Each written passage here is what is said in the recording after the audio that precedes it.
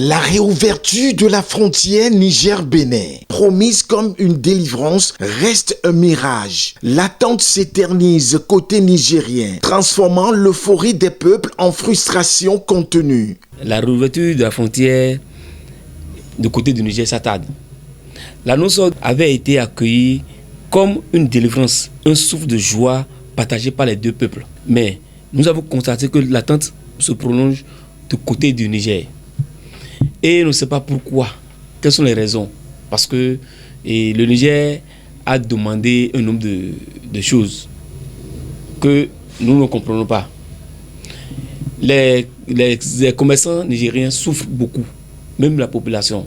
Vous savez, j'ai l'habitude de dire, quand les marchandises quittent ici directement pour aller à Malanville, le taux cumulé de la douane, c'est 1%.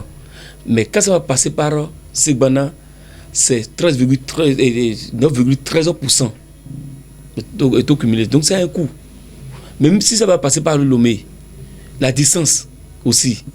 Donc c'est tout ça qui fait que nous sommes en train de demander du côté du Niger de regarder, de voir tout ce qui se passe.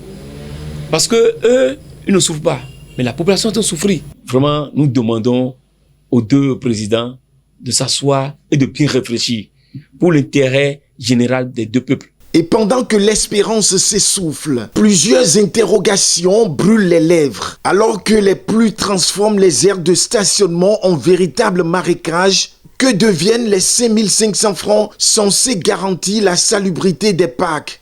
Dans l'arrêté interministériel 028 du 17 juillet 2017, il est prévu 5500 francs pour salubrité, voire interparc. Mais jusqu'aujourd'hui, allez voir ce qui se passe quand il pleut. Nous sommes tous dans l'eau. Et les 5500 francs servent à quoi? Quelle est l'utilité de ces 5500 francs? Nous avons reçu plusieurs fois des plaintes des clients disant que vraiment il y a trop de tracasseries, il y a trop de problèmes au port pour qu'ils reviennent. Mais tout ça a fait que aujourd'hui, nous nous demandons, est-ce que les 5500 francs là prévus dans l'arrêté interministériel servent à autre chose? C'est vrai, vous avez vu, ils ont ouvert le voie un peu partout. Ils ont construit de beaux marchés. Mais chez nous, ce n'est pas qu'ils vont aller chercher l'argent quelque part. L'argent est déjà là, dans l'arrêté. Et l'argent est déjà là, que nous versons dans la caisse de l'État, via Ségup. Mais où est cet argent? Où nous sommes souffrir comme ça? Les agents de domaine de contrôle sont dans l'eau. Les clients sont dans l'eau. Les douaniers sont dans l'eau. Et nous, les transitaires mandataires aussi. Donc, nous demandons au président Romed Wadaï que nous avons déjà saisi beaucoup d'autorités. Nous allons le saisir lui-même maintenant. Parce que notre dernier recours. Il est notre dernière chance. Il est notre dernier espoir aujourd'hui. Parce que c'est un jeune. Et vous voyez comment il est. Vous voyez comment il est en train de se battre aujourd'hui. Pour que nous vivons dans la joie et dans la tranquillité. Prenez votre micro et caméra. Allez sur le parc aujourd'hui. Voir comment les gens sont en train de souffrir. Les clients également. Parce que chaque fois qu'on parle de renflouer les caisses de l'État, ils oublient l'existence des clients. S'il n'y a pas de clients, il n'y aura rien dans la caisse de l'État.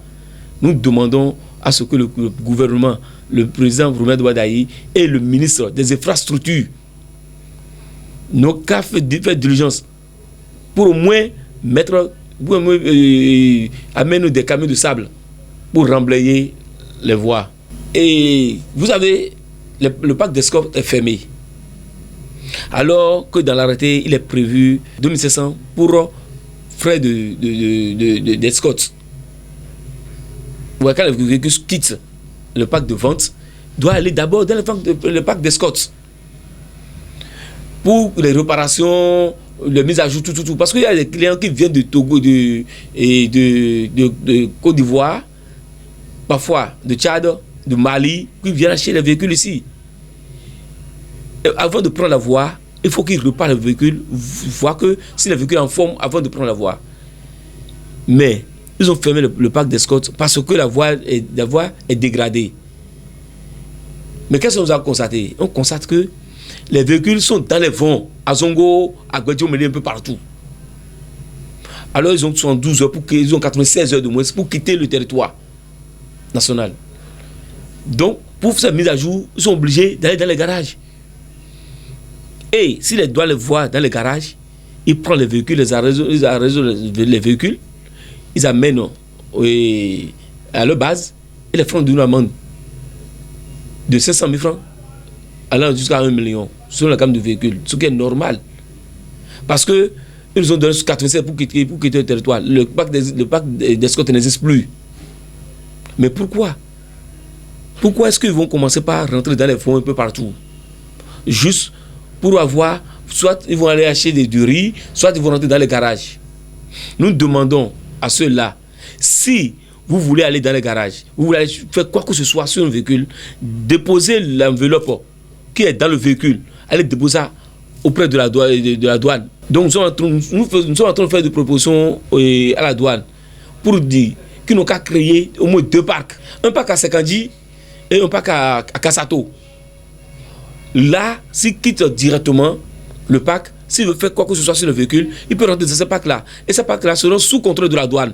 Entre autres, les tracasseries douanières. Bref, Marouf Salami, président de l'association des jeunes déclarants et mandataires en douane du Bénin, ne mâche pas ses mots. Et parlant de tracasseries, par exemple, il y a ce que nous appelons CESU. C'est un impôt.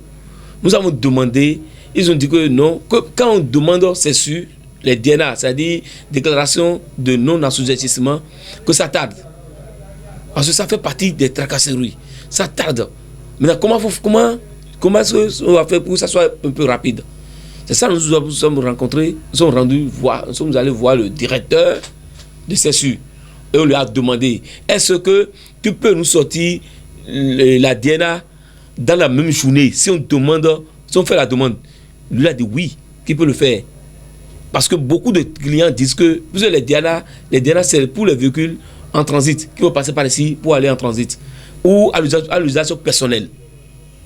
Nous ont dit oui, qu'ils sont prêts à le faire, et qui nous garantissent qu'ils vont le faire, et qu'ils vont accompagner le développement de ce pays. Parce que ce développement passe par tous les moyens.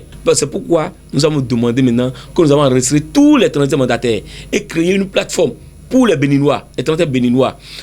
Nous ne vont pas refuser les Nigériens pour amener le travail, mais ils vont donner ça aux Béninois d'abord, qui vont commencer le travail, qui vont faire le travail et les remettre le travail, le dossier. Parce qu'il y a d'autres où ils vous confient le travail. Et s'il y a problème dans le conteneur, par exemple, eux ils fuient, ils laissent les Béninois. Alors que ce ne sont pas les Béninois qui ont chargé le conteneur. Voilà, c'est pourquoi nous sommes en train de demander aux autorités de nous accompagner. Parce que le Béninois doit manger d'abord. Le chef d'État même l'a dit, lors des campagnes, où il est rentré dans les campagnes, aller rencontrer la jeunesse. Ouais, ce qu'il a fait avec les étudiants, il a promis, il a fait. Nous aussi, nous voulons comme ça.